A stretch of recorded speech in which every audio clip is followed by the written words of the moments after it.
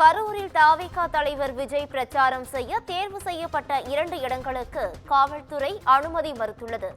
இது குறித்தான மேலும் விவரங்களை வழங்குவதற்காக எமது செய்தியாளர் கிருஷ்ணமூர்த்தி இணைப்பில் இணைகிறார்.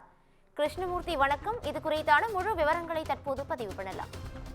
நிச்சயமாக கரூரில் தமிழக வெற்றி கழகத்தின் தலைவர் விஜய் பரப்புரை மேற்கொள்வதற்காக காவல்துறையிடம் அனுமதி கேட்டு லைட் ஹவுஸ் கார்னர் பகுதியில் அக்கட்சியின் பொதுச் செயலாளர் ஆனந்த் அவர்கள் நிர்வாகிகளுடன் ஆய்வு செய்தார். அதனைத் தொடர்ந்து விஜய் பிரச்சாரத்திற்காக லைட் ஹவுஸ் கார்னர் பகுதியில் அனுமதி வழங்க கோரி கட்சியின் பொதுச் செயலாளர் ஆனந்த் தலைமையில் கரூர் மாவட்ட செயலாளர்கள் உள்ளிட்ட கட்சி நிர்வாகிகள், மாவட்ட காவல்துறை கண்காணிப்பாளர் ஜோஸ் தங்கையா உள்ளிட்ட அதிகாரிகளிடம் சுமார் 1 மணி நேரமாக பேச்சுவார்த்தை நடத்தினர். இந்த பேச்சுவார்த்தையின் முடிவில் கட்சி சார்பில் கேட்கப்பட்ட இடத்திற்கு காவல்துறை அனுமதி வழங்காது.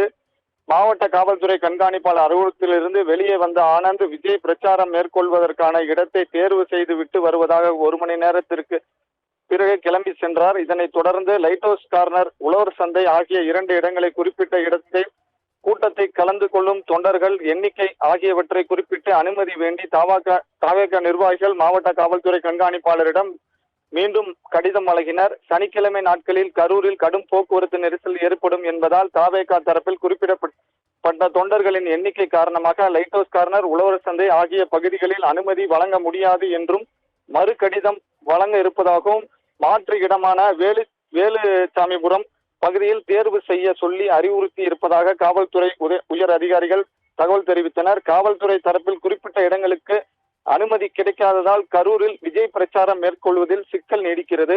மேலும் காவல்துறை அதிகாரிகள் தாவேகா பொதுச் செயலாளர் ஆனந்த் மற்றும் கட்சி நிர்வாகிகளுடன் தொடர்ந்து பேச்சுவார்த்தை நடத்தி வருகிறார். பவித்ரா.